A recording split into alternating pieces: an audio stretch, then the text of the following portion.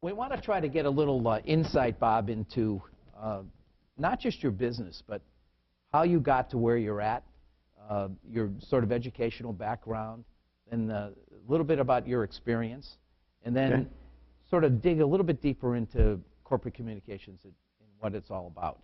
But let's just, to start with, let's frame what corporate communications is. Thanks, Tim. Corporate communications is an event management company. We help people with their trade shows and events if they don't have the internal resources to help manage that process. We feel as though our organization brings a level of expertise to small and medium-sized organizations that they typically couldn't afford like the large corporations do. Be into that business. What's your educational background? I graduated from the University of Cincinnati with a Bachelor of Science in Industrial Design. And actually my beginnings in this career stemmed from a big disappointment. And I was tapped and I was offered a job down at Disney World as a designer for the Epcot Center some long time ago. Just before making the plans to move to Florida and accepting that job, they had a cutback. They needed more architects than industrial designers. And I took a job in Cincinnati with an exhibit design firm. These are the folks that build the big trade show exhibits for the major consumer electronics and the home builders show. And I was a co-op there. You start your career, where does it lead? Give us a sort of a progression. Well, after graduating from school, I accepted a job in Boston with another trade show design company where I had worked a co-op session. And I was pretty lucky. I was very fortunate to do business with Schraft Candy, Digital Equipment Corporation, as a designer salesperson. So graduated, stuck with that design firm, and then soon coming to Boston, another disappointment, the firm decided to close the Boston office, and I was in a job search situation. Luckily, Digital Equipment, one of my clients, had an opening for an exhibit coordinator, and I accepted that position. Then what happened? Digital, you know, you use the word disappointment.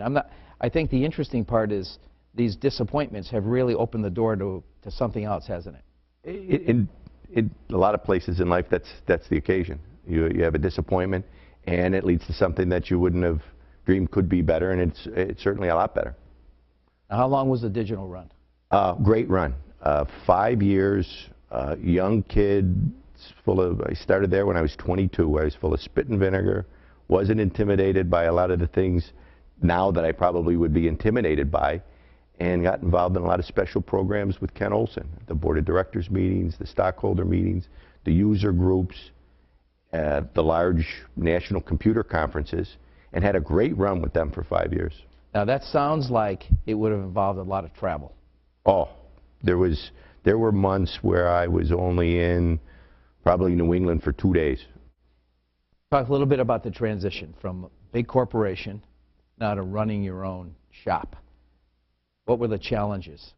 Well, the challenge probably was not being around thousands of people at Digital Equipment. And you wake up in the morning and you say you got to go to work. Well, to start off, work was the kitchen table. So Gail would get up, she'd take a shower, she'd go to work.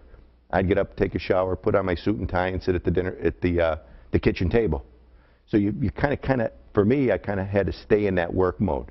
You set your appointments up, you go to your appointments, you prepare your presentations, you go back to your appointments. But the office is really your house, and that was probably the biggest challenge. You must have to do setups all around the country. There are challenges that in that area. From there, do you rent everything? Do you have a warehouse? Do you store things? Do you build basically an inventory that you then use forever and ever? There's a whole complex set of pieces that have to be put together. So to begin with, you live in Hopkinton. Your business is located in this region, but yet you work really throughout the country, don't you? Or is it broader than that? We work primarily throughout the country. It's a lot of our events are domestic. We do have probably 10–15% of our business is done abroad, and in other countries. So we are an international company. You ask if it was challenging, and I think it is challenging in a lot of situations because we're working with different trade unions, we're working with different rules, regulations, and in different venues because we work with such a diverse group of companies that offer different products from computers to seafood to speakers, consumer product, medical instruments. That's what pretty much keeps the excitement level up. Well, let's drill down in that area. You mentioned seafood. What would you do for a company that is involved in seafood? Some of their exhibits are in excess of 30,000 feet. They're 100 by 300 foot spaces that we outfit with carpet, furniture, graphics, fixtures, freezers, conference rooms, and some of them go up as high as two stories. What's the strangest product that you've had to help promote? Well, that's a tough one because people come to that seafood show and there's everything from octopus to Maine lobster to, you name it. I would say probably the strangest might have been just the Maine lobster. One of the companies wanted to go ahead and display a Maine lobster.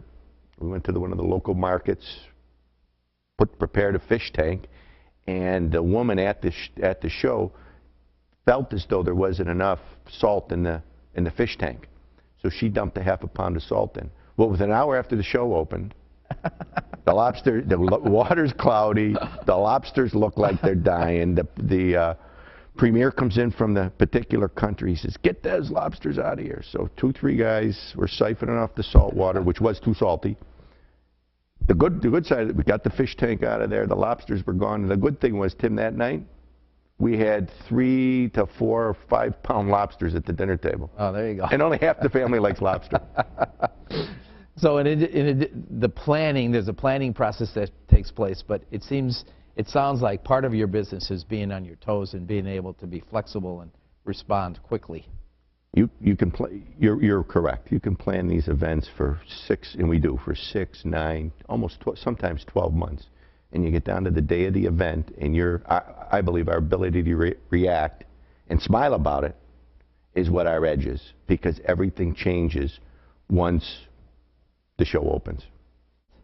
Do you do sporting events, for example? Well, we do.